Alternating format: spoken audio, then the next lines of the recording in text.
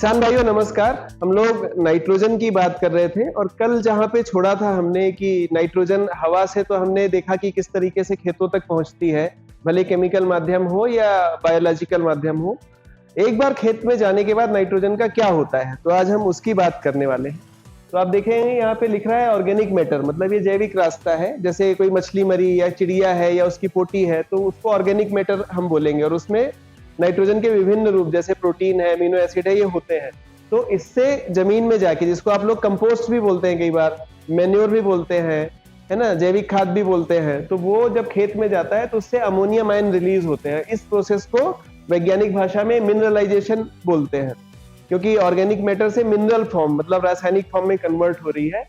तो ये जो अमोनियम रिलीज हुई यहाँ पे, ये आगे निर्भर करता है कि पौधे ने इसको अगर ले लिया तो काम तो यहीं पे खत्म हो गया, पौधे में वापस से इनकॉर्पोरेट होगी। मतलब एक मरा हुआ पौधा या मरा हुआ जानवर या उनका अपशिष्ट जब जमीन में विघटित हुआ बैक्टीरिया के माध्यम से, तो अगर पौधे ने उसको ले लिया तो तुरंत ही ऑर्गेनिक मैटर मिनरल फॉर्म में कन्वर्ट हुआ, मिनरल फॉर्म ऑर्गेनिक मैटर में वापस से कन्वर्ट हो गया। यहाँ तो पिक्चर ही खत्म हो गई, है ना। लेकिन अगर पौधा सारा तो ले नहीं सकता एक बार में, तो ये बहुत ज्यादा मोबाइल होता है। एक हिस्सा पौधा इसका ले सकता है और एक हिस्सा पानी के साथ ये लीच हो जाता है। जैसे बारिश का पानी है या सिंचाई का पानी है तो उसमें बह जाता है, और पानी के जो स्रोत हैं आसपास अगर बहुत ज्यादा मात्रा में है ये, तो उनको प्रदूषित करता है अगर यही रूप रहा तो। क्योंकि हम लोग इंसानों के लिए अमोनियम रूप घातक है। आप लोग समझते होंगे कि किसी की किडनी फेल हो गई है। किडनी फेल होने का मतलब ये है कि शरीर में जो मेटाबॉलिज्म होता है, प्रोटीन टूटेगा, उससे अमीनो एसिड बनेंगे, वो टूटेंगे आगे, और फिर उससे नाइट्रोजन के विभिन्न रूप बनते हैं, फाइनली यूरिया बनता है। तो शरीर से यूरिया का निष्कासन बहुत जरूरी है। और यूरिया इसलिए बनाता है शरीर क्योंकि अमोनियम रूप बहुत ज्यादा घातक है, उसको जोड़ के यूरिया बनाता है। लेकिन अगर अमोनियम शरीर में ज्यादा रह गया, कम किडनी में होता है, तो अगर अमोनियम शरीर में ज्यादा हुआ तो ये नुकसानदेह होता है। तो अगर ये पानी में चला गया, अपने पानी में अमोनियम आयन है अपने, तो अपने लिए घातक है।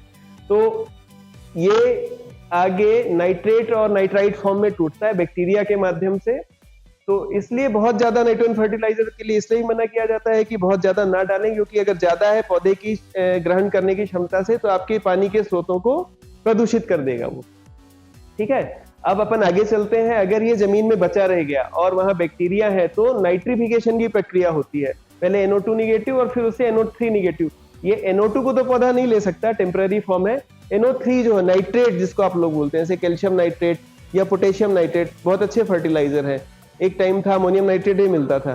तो ये जो नाइट्रेट रूप है, इसको ही पौधा ले सकता है, और ये भी हाईली मोबाइल है, ये भी पानी को प्रदूषित करता है। ठीक है, तो अब देखिए ये ज्यादा नुकसानदेह है इंसान के पॉइंट ऑफ व्यू से, और पौधा इसको भी ले सकता है, इसको भी ले सकता है। ठीक है, इससे अमोनियम से नाइट्रेट में कन्वर्शन के लिए बहुत जरूरी है कि जमीन में हवा हो। हवा मतलब ये जो हवा है, और उसमें लगभग 21% के आसपास ऑक्सीजन होती है। तो इसका भी ऑप्टिमम ऑक्सीजन कंसंट्रेशन लगभग 20% होना चाहिए। तो ये कन्वर्ट होता है अमोनियम से नाइट्रेट में। पीएच होना चाहिए वही जो आप लोग समझते हैं अच्छी उर्वरा शक्ति के लिए, 5.5 से 6.5। और किस तापमान पे ये घटना हो सकती है? 25 से 40 डिग्री पे ये विघटन हो सकता है। ठीक है, जमीन में नमी कितनी होनी चाहिए? एक किसान का कल सवाल था कि अगर बहुत ज्यादा सिंचाई करते हैं तो नाइट्रोजन का क्या होगा। तो अगर ज्यादा सिंचाई है तो एनारोबिक कंडीशन बनती है और प्रक्रिया रुकती है, नाइट्रेट पे जाने के पहले ही रुक जाती है, नाइट्राइट पे ही रुक जाती है। ठीक है, और ऑप्टिमम नमी क्या है, मतलब किस नमी पे सबसे अच्छा होगा? जमीन की जो जल धारण क्षमता है उससे आधा या 1/3 होना चाहिए। जल धारण क्षमता मतलब एकदम वाटर लॉगिंग की कंडीशन नहीं होनी चाहिए, हवा चाहिए, जैसा कि आप देखते हैं। ठीक है, अगर बहुत ज्यादा नमी है जमीन में तो ये नाइट्रेट अगर बन भी गया है तो टूट जाता है, नाइट्रोजन में वापस से टूट जाता है, नहीं विघटित होता है, क्योंकि इससे ऑक्सीजन वेक्टर निकाल देता है ना। तो वो जो बैक्टीरिया है, स्यूडोमोनास हो गया, बैसिलस हो गया, इसको NO3 को वापस नाइट्रोजन गैस में बदल देंगे, और ये नाइट्रोजन किसी काम की नहीं है, हवा में वापस मिक्स होके निकल जाएगी। तो ये पूरी प्रक्रिया है जो हम गोबर खाद से या अपनी जो केमिकल खाद है, जैसे यूरिया है, यूरिया आप जब भी जमीन में डालेंगे, जैसे यूरिया का फॉर्मूला मैं यहाँ पे लिख रहा हूं, NH2CO NH2। कल हमने देखा था कि किस तरीके से हवा की नाइट्रोजन और मीथेन गैस जो है उसकी हाइड्रोजन को जोड़ के हेबर प्रोसेस से हमने अमोनिया बनाई थी। NH4 पॉजिटिव लिख देता हूं मैं, क्योंकि पानी में इसको लेते हैं। तो ये NH4 और कार्बन डाइऑक्साइड को तोड़ के कार्बन मोनोऑक्साइड बनता है, और कार्बन मोनोऑक्साइड और अमोनियम आयन को जोड़ के यूरिया बना।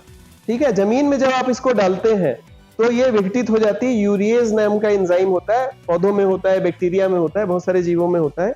तो ये यूरिएज इसको तोड़ के वापस से अमोनियम में कन्वर्ट कर देता है। तो ये जो अमोनियम है, ये यहाँ पे आपने जब यूरिया, भले आपने यूरिया डाला पर कन्वर्ट होगा अमोनियम में, और अमोनियम से फिर नाइट्रेट भी बनता है। ये हम इसकी पूरी बात अभी कर चुके हैं। तो इसके लिए ऑप्टिमम कंडीशन क्या है? एसिमिलेशन इन कंडीशन में बेहतर होता है। आपने अमोनियम फॉर्म भी उठेगा, नाइट्रेट फॉर्म भी उठेगा, और एक्स्ट्रा है तो वो वापस से नाइट्रोजन गैस बन के हवा में चला जाएगा। ये नाइट्रेट जमीन में इकट्ठा ना हो, एक्सेसिव ना हो, उसके लिए जरूरी है, ये भी जरूरी है कि उसमें जो बैक्टीरिया है जैसे बैसिलस और सुडोमोनास, ये वापस से ये इसको नाइट्रोजन में कन्वर्ट कर देते हैं और प्रदूषण रोकने में आपकी मदद कर सकते हैं। ठीक है, जो जमीन में ऑर्गेनिक मैटर पड़ा है वो इन आयंस को एब्जॉर्ब भी करता है। जमीन में अगर ऑर्गेनिक कार्बन है तो इसको एब्जॉर्ब करता है, इनका विघटन की प्रक्रिया को थोड़ा तेज करता है, क्योंकि अमोनियम जो पौधा ले सकता है ले लेगा, या नाइट्रेट फॉर्म में बदल गया तो ले लेगा। तो ये जो प्रक्रिया है इसको हम समझिए प्राकृतिक है। इसको किसी भी स्थिति में थोड़ा बहुत ही डिले किया जा सकता है, थोड़ा बहुत ही रोका जा सकता है, पर ये चलेगा ऐसे ही, इसी क्रम में चलेगा। तो ये बात हो गई। ठीक है, इसके बाद हम बात करेंगे तो हमने एक्स्ट्रा डाल दिया, जैसे आपने गोबर खाद डाल दिया, एक बार में डाल दिया, आप उसको कंट्रोल नहीं कर सकते। आपने कोई भी फर्टिलाइजर डाला, जैसे यूरिया डाला, फिर उसको डालने के बाद आपके कंट्रोल से बाहर चली गई चीज। आपने नाइट्रेट्स डाले, जैसे आपने पोटेशियम नाइट्रेट डाला या कैल्शियम नाइट्रेट डाला, तो भी बात आपके हाथ से चली गई। जमीन में क्या हो रहा है वो तापमान, नमी और जड़ों की संख्या और पौधों की एक्टिविटी और वहां जो माइक्रोब्स है उनकी एक्टिविटी पर निर्भर करता है।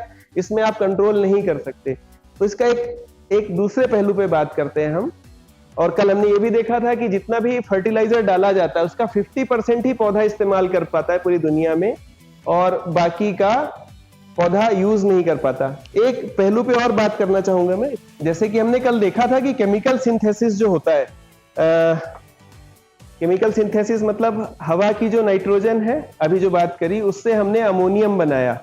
ठीक है, तो इस प्रक्रिया में आप देखिए, और ये फर्टिलाइजर डाल के अपन फसलें उगाते हैं। मैं एग्जांपल गन्ने का ले रहा हूं और फिर उस पर थोड़ा सा एक अलग एंगल पे आपको लेके चलता हूं। तो हवा की नाइट्रोजन ली हमने, हेबर प्रोसेस से अमोनियम बनाया। यहां तो बहुत सिंपल दिख रहा है कि इसमें तो कुछ है ही नहीं। आप ध्यान दीजिए, कल हमने बात करी थी मीथेन की। ठीक है, मीथेन गैस को हम तोड़ते हैं हाइड्रोजन में और कार्बन डाइऑक्साइड में, और कार्बन मोनोऑक्साइड भी है ना। तो ये हाइड्रोजन यहाँ पे नाइट्रोजन से जुड़ के अमोनिया बनाती है। ठीक है, तो ये तो ठीक है, पर ये मीथेन कहां से आती है? मीथेन आती है पेट्रोलियम इंडस्ट्री से, जो जिससे पेट्रोल डीजल ये सब बनता है, वही इंडस्ट्री है, उसी का बाई प्रोडक्ट है मीथेन। और मीथेन पे निर्भर है अमोनिया का बनना। अब आप थोड़ा सोच के देखिए कि पेट्रोलियम इंडस्ट्री यानी पेट्रोलियम प्रोडक्ट्स पे हम निर्भर है खाद के लिए भी। अगर आप सोचिए एक दिन इनके रिजर्वायर अगर कम हो जाते हैं या इसके भाव बढ़ते हैं तो इसके भी भाव बढ़ेंगे। मीथेन की उपलब्धता पे निर्भर है कि हमारा अमोनियम बन रहा है। आज की डेट में जो भी टेक्नोलॉजी उसकी बात कर रहे हैं हम। और ये जो खाद है इस पे निर्भर है कि गन्ने का उत्पादन, क्योंकि गन्ना, गेहूं, चावल सब नाइट्रोजन के लिए बहुत ज्यादा सेंसिटिव है। इसके बिना इनका प्रोडक्शन अच्छा नहीं आ सकता। तो आपने पेट्रोलियम से बनाया अमोनिया या यूरिया, और उससे आपने फसल पैदा करी, इससे आप फिर बायोफ्यूल बनाते हो। अपन मिथेनॉल की बात कर रहे हैं आजकल, ग्रीन एनर्जी। तो मिथेनॉल जो है, जो पेट्रोलियम में ब्लेंडिंग अभी शुरू कर रहे हैं, पेट्रोल में मिथेनॉल मिला रहे हैं, तो वो भी अगेन निर्भर है आपकी पेट्रोलियम इंडस्ट्री पे ही, है ना। तो घूम फिर के वहीं जा रहे हैं हम। तो ये जो साइकिल है इसके तोड़ने का एक रास्ता है जो आगे आपको काम आएगा, हम उसी की बात करेंगे आगे। अब हम बात करते हैं कि इस पे पेट्रोलियम पे निर्भरता और दूसरा नाइट्रोजन का प्रदूषण किस तरीके से कम किया जा सकता है। तो आप देखिए, एक बैक्टीरिया है, उसका नाम मैं लिख रहा हूं, एजोटोबैक्टर।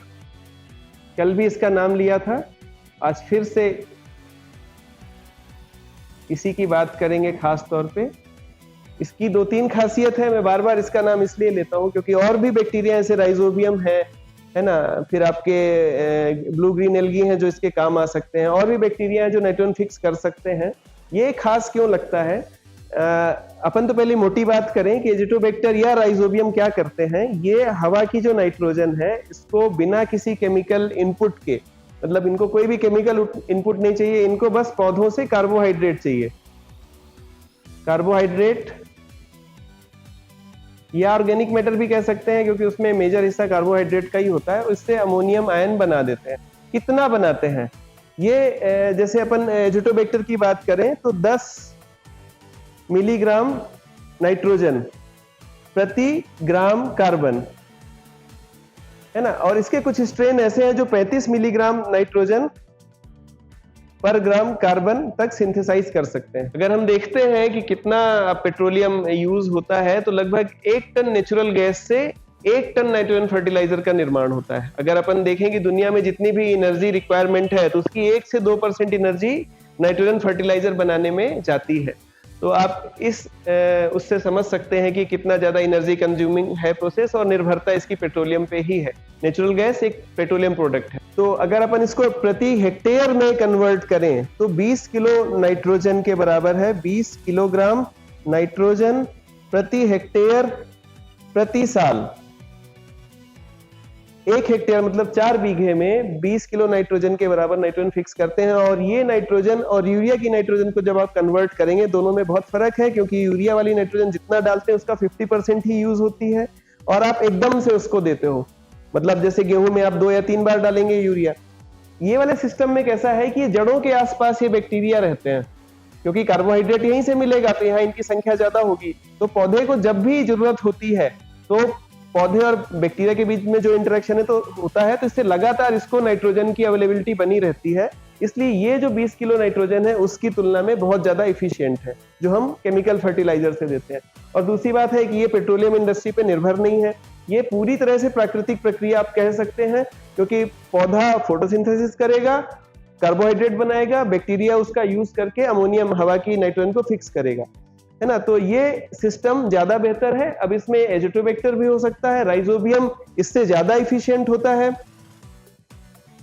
इससे करीब 10 गुना इफिशियंट होता है, लेकिन हर फसल में आप राइजोबियम डाल नहीं सकते। बहुत ज्यादा पिक्यूलियर जीव है वो, बैक्टीरिया है, और हर फसल के लिए अलग अलग स्ट्रेन होता है। और उसकी एक नुकसानदायक बात यह भी है कि अगर जमीन में पहले से अमोनियम आयन की प्रेजेंस है, पहले से आपने यूरिया या फिर डीएपी या फिर ऐसी कोई चीजें डाल रखी जिससे अमोनियम मिल सकता है, तो वो अपनी प्रोसेस स्लो कर देता है। एजिटोबैक्टर इसके लिए टॉलरेंट है कि जमीन में अमोनियम कुछ मात्रा में है तो भी ये अपना काम करता रहता है। फ्री लिविंग है, मतलब अगर आपने गोबर खाद डाली या कुछ भी डाला तो उसका यूज भी ये काफी हद तक कर लेता है और नाइट्रोजन को फिक्स करता रहता है। बाकी ये गेहूं, गन्ना, सभी प्रकार की फसलों में आप इसका प्रयोग कर सकते हैं। इसके और कुछ फायदे हैं, एजिटोबैक्टर जो हमने लिखा है इसके और भी कई फायदे हैं, दूसरे बैक्टीरिया के भी हैं, पर अभी अपन इसी की बात कर लें थोड़ी सी। एक बार इस पे विस्तार से और बात करेंगे कि ये प्लांट ग्रोथ प्रमोटर भी है, प्लांट ग्रोथ प्रमोटिंग राइजोबैक्टीरिया भी है, क्योंकि ये जड़ों की संख्या बढ़ाता है, उनकी एक्टिविटी बढ़ाता है, हार्मोन भी सिंथेसाइज करता है कई तरह के, उनमें से एक है ग्रोथ हार्मोन, पौधे को इंड्यूस करता है ग्रोथ के लिए, क्योंकि ज्यादा जड़ें होंगी तो इसको कॉलोनी बनाने के लिए ज्यादा जगह मिलेगी और ज्यादा शुगर मिलेगी, इसको तो ज्यादा संख्या में बढ़ेंगी, ज्यादा जड़ें होंगी तो ज्यादा न्यूट्रिएंट एब्जॉर्प्शन होगा। एक चीज और बता दूं, ये कैल्शियम एब्जॉर्प्शन में भी बहुत मदद करता है एजिटोबैक्टर, है ना। कुछ रिपोर्ट्स हैं कि फास्फोरस अपटेक में भी मदद करता है, मिनरल अपटेक मतलब दूसरे टाइप के जो दूसरे मिनरल्स हैं उनका भी अपटेक बढ़ाता है। तो एजिटोबैक्टर कई तरीके से काम करता है और इसकी खासियत एक और ये है कि ये सूखने के प्रति सहनशील है, मतलब जमीन में अगर आपने गर्मियों में जुताई कर दी या कुछ किया तो ये सिस्ट बना लेता है, और भी बैक्टीरिया बनाते हैं, मैं इसकी अभी तो बात कर रहे हैं।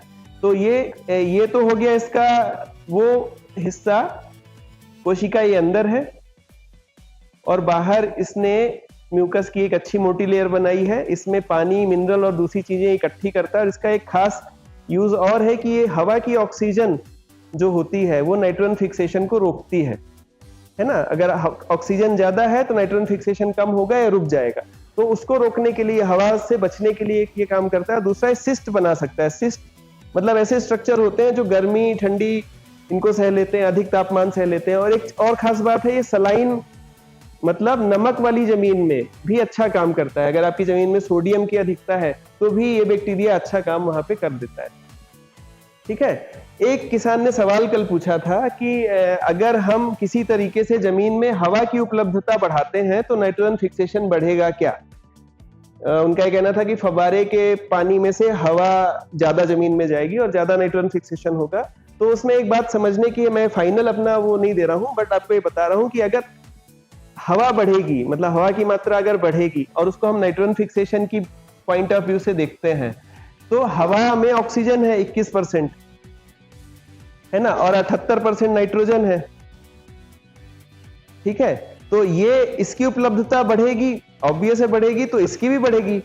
तो ऑक्सीजन अगर बढ़ेगी किसी भी नाइट्रोजन फिक्सिंग ऑर्गेनिज्म के लिए, अगर ऑक्सीजन बढ़ती है तो उसका नाइट्रोजन फिक्सेशन की कैपेसिटी डाउन हो जाएगी।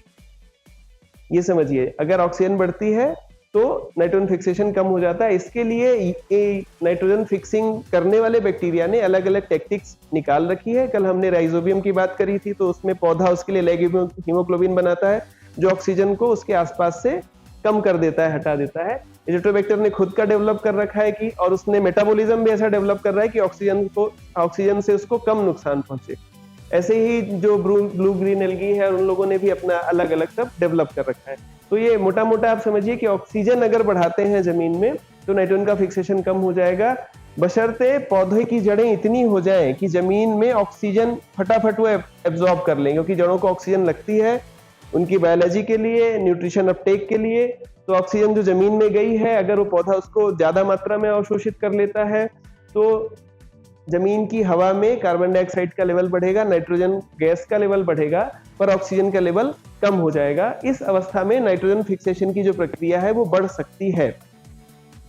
तो मेरे ख्याल से आज हमने जो बातें करी कि जमीन में जो गई है नाइट्रोजन उसका क्या होगा, फिर जो नाइट्रोजन बन रही है उसमें क्या ड्रॉबैक्स हैं, जो चैलेंजेस हैं आगे आने वाले, और किस तरीके से हम बैक्टीरिया के माध्यम से उसको सॉल्व कर सकते हैं, ये बातें हमने करी।